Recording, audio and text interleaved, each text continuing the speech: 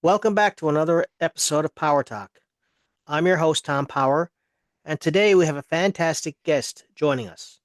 If you're a motorcycle enthusiast, or if you've ever dreamed of hitting the open road and exploring breathtaking destinations on two wheels, you're in for a treat.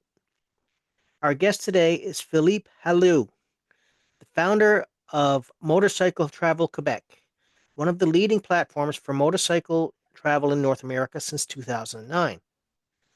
Philippe has been curating the best motorcycle routes, accommodations, and attractions, giving riders the ultimate road tripping experience. With a huge online presence and collaborations with major brands like Harley Davidson, Honda Canada, and multiple tourism boards, Motorcycle Travel Quebec is the go to resource for motorcyclists looking for their next adventure. Philippe, welcome to Power Talk. Hi, Tom. How are you? Good, glad to have you here. So, Philippe, let's start with how Motorcycle Travel Quebec came to be. What inspired you to create the platform back in 2009? Well, I got my license in early 2000s and my motorcycle driving license, that is. And after a few years, you basically did all the roads around your house and as far as you can go. And you're just wondering if there's any other roads out there. And if you keep thinking, well, I thought I wasn't probably the only one having the issue of not knowing where to go. So I decided from that point on that I would document all my rides and put them available to anyone who wants to download them onto my website, voyagemotoquebec.com. That's pretty much it. It's amazing to see how your passion turned into a massive resource for motorcyclists. From your perspective, what makes a road trip truly special for bikers?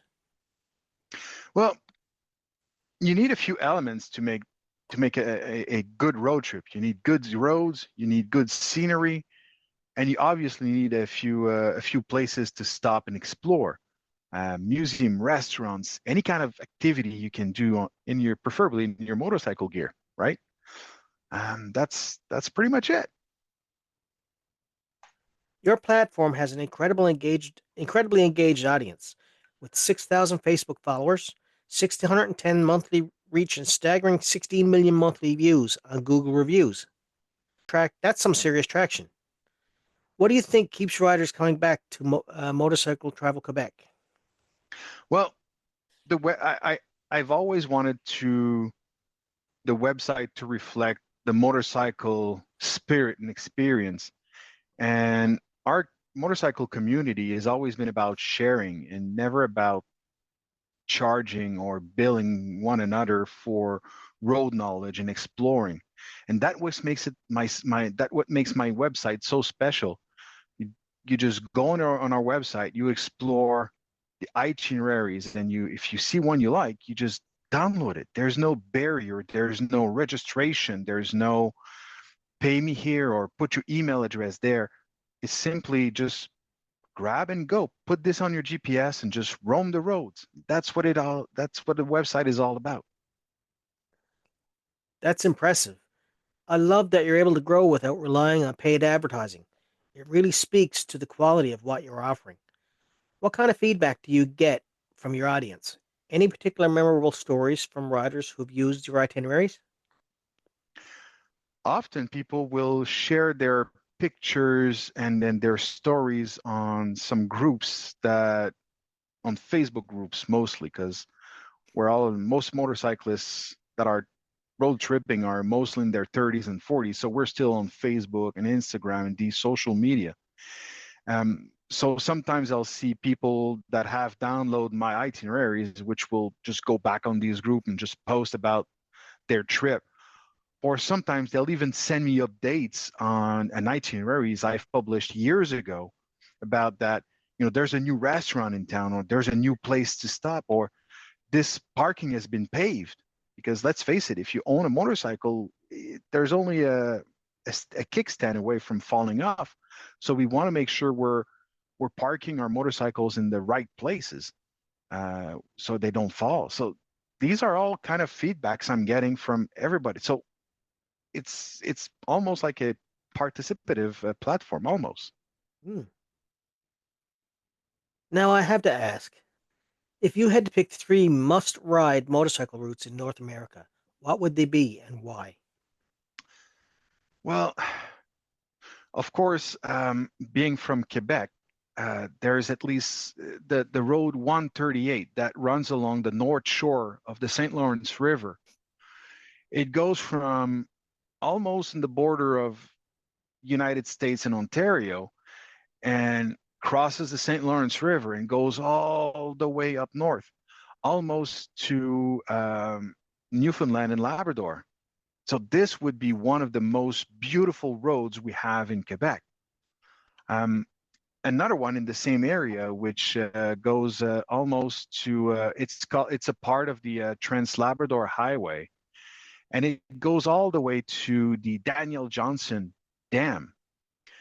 So if you get there, the dam is it's the biggest arches water dam in the world, um, and you can visit that during the summer. And the road is freshly paved, all curvy and everything. It's wonderful to ride. And there's 212 kilometers with no service. So that means that there's not a lot of people on that road. Being freshly paved with a lot of curve, this will give you goosebump for about 212 kilometers. I can assure you. And once you get at the end, you get a nice hot meal, a nice hotel, and you can visit the Daniel Johnson Dam, which is frankly very, very impressive. It's the biggest one in the world, as I just said, right? But there's beautiful roads everywhere.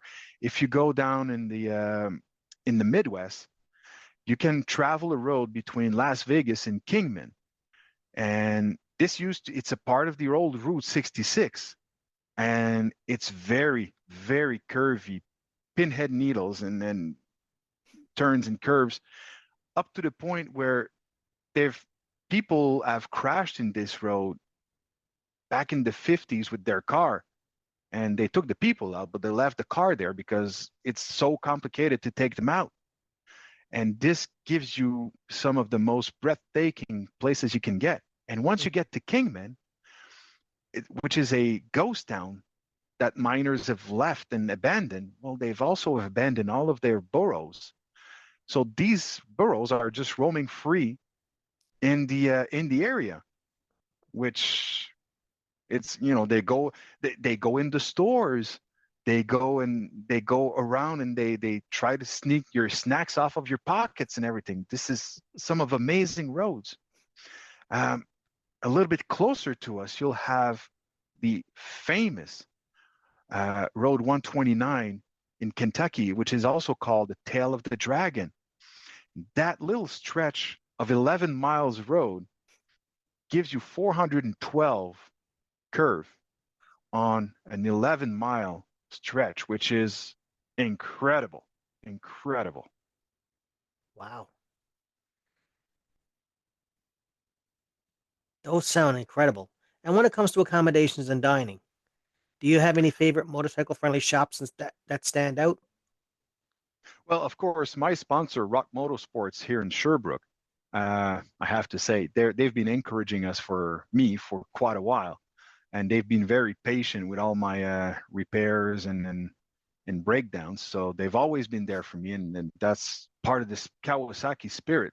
Well, Kawasaki or any brand of motorcycle, this is who we are. If we Hmm. see one of us stopped on the road, we'll all stop, right?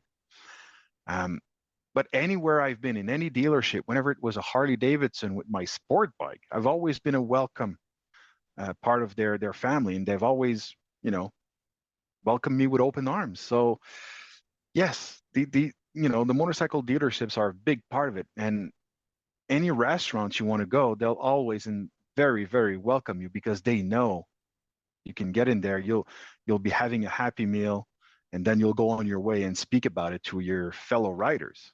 So Hmm. that makes a good point. Yeah, word of mouth is always a Hmm. good way Well, to. this is actually why I've started to make Google reviews Mhm. of every single places I've stopped at, and that adds up quickly. I mean, I'm Yeah, taking pictures, and I'm always trying to leave positive reviews. Hmm. about where I'm visiting. Hmm. You've worked with some major names in the industry: Harley Davidson, Honda Canada, and various tourism boards. How do these collaborations come about, and what do they typically involve? Well, it's all about sharing the stories. I want to inspire people to travel. I want to let them know what's out there.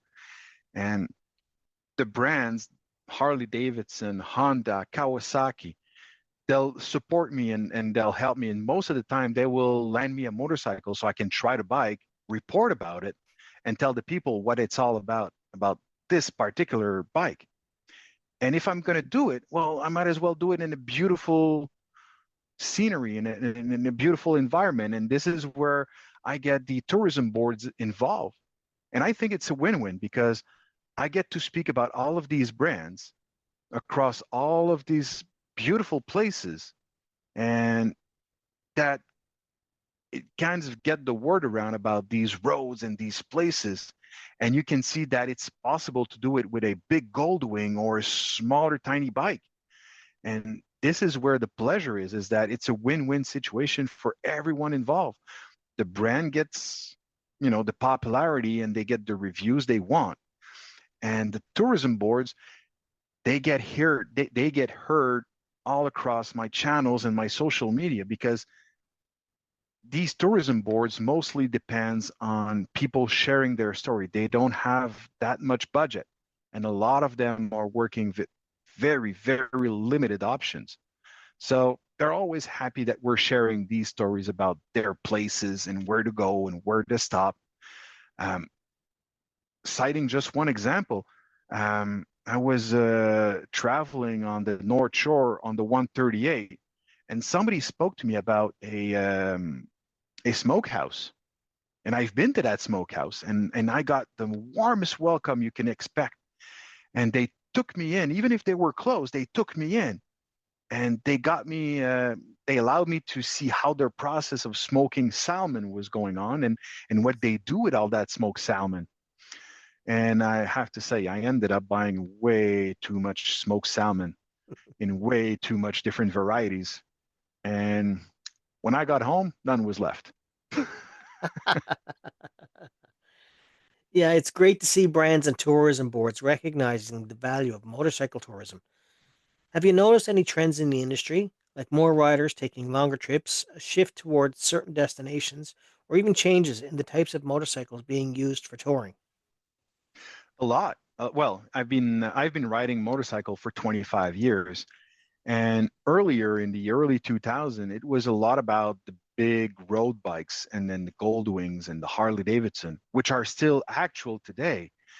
But a lot of people traveling have also chose to go with dual sports or bikes that can be taken off the beaten path and off paved roads because sometimes the adventures ahead of you are not necessarily on paved roads.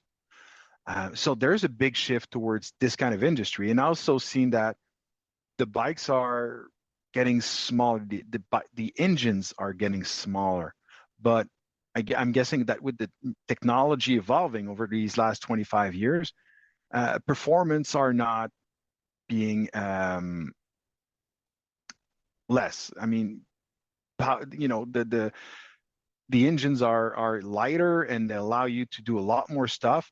And we often come to realize that you don't need to have a bike that can go 300 kilometers an hour. Yeah, Um, you just need to respect the speed limit and have fun within these limits. And that allows you to have a lighter bike and get further for cheaper cost. So it makes it more affordable for new riders to get in the action. cool. You've already built an incredible platform, but I hear you have some exciting things up, like the relaunch of your newsletter in 2025. Can you tell us more about that and what's next for Motorcycle Travel Quebec? Well, yes, we're actually so I'm not selling anything, as I mentioned earlier. So the whole website is actually financed by my own pocket and my own will. So being working with these limited means, um, I'm just going tiny bits by tiny bit. the first challenge we had was to make it accessible for people to download. So we had to develop all the programming behind the website so people can go and seize the GPS files, which are called GPX. And so they can use these files to put into their GPS or even on their phone, which some application will be reading and providing you with the itinerary.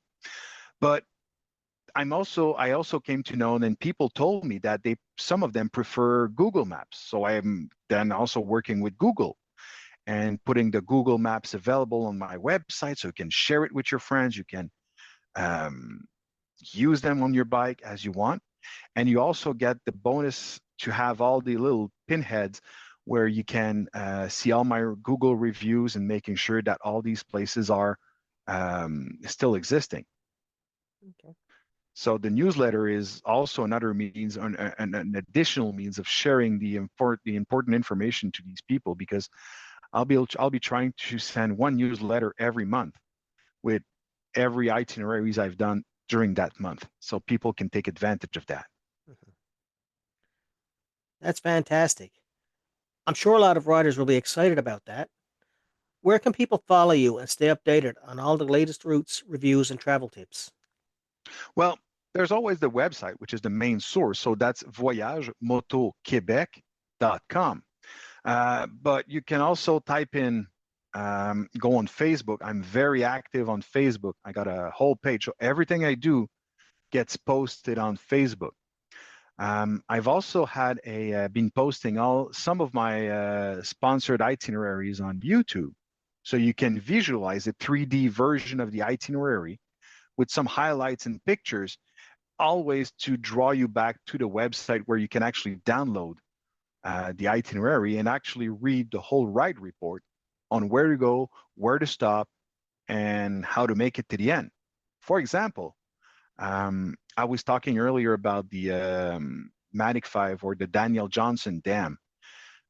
If you miss this last gas station, the next one is 212 kilometers later. So it might be of interest for people to know where is the last gas stations before you engage yourself in that no service zone for quite a while. Because pushing a bike is never a pleasant experience, especially uphill. Mm. Um, so this is why we do it this way. I'm also present on TikTok at VMQ911. But all of my TikTok videos, I'm also sharing on my Facebook page, and we also have I also have an Instagram. So I'm often will be posting pictures along my travel to let people know where I'm at and what's going on. Sounds great. Yeah, Well, Philippe, this has been an absolute pleasure. I love what you're doing with Motorcycle Travel Quebec, and I know a lot of our viewers will be inspired to check out your routes and maybe even plan their own motorcycle adventure. To all of our viewers, if you're a biker or even just love the idea of hitting the open road, be sure to follow Motorcycle uh, Travel Quebec on Facebook, YouTube, and Instagram and TikTok. You can also check out their website at www.voyagemotoquebec.com for all the best quality motorcycle travel content. That's it for this episode of Power Talk. If you enjoyed this conversation, make sure you like, subscribe, and leave a comment. And as always, keep the rubber side down and the shiny side up. See you next time. thank you, Tom.